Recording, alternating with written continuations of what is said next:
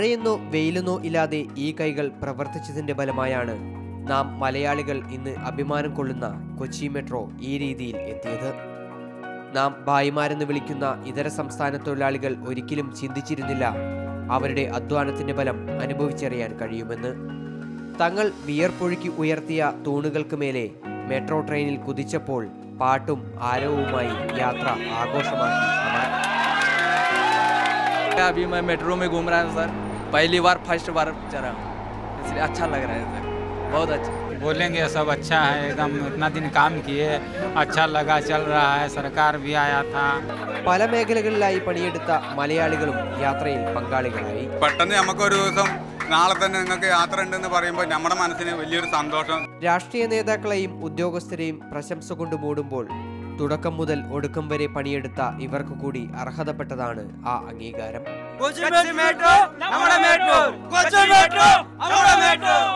തീർച്ചയായും കൊച്ചി മെട്രോയിൽ ഏറ്റവും അധികം അഭിനന്ദനം അർഹിക്കുന്നത് ഈ ഇതര സംസ്ഥാന തൊഴിലാളികൾ തന്നെയാണ്. കൊച്ചി മെട്രോയ്ക്കുള്ളിൽ നിന്നും ക്യാമറമാൻ ജോയ്ക്കൊപ്പം MS ലിഷോയ്, മാതൃഭൂമി ന്യൂസ്.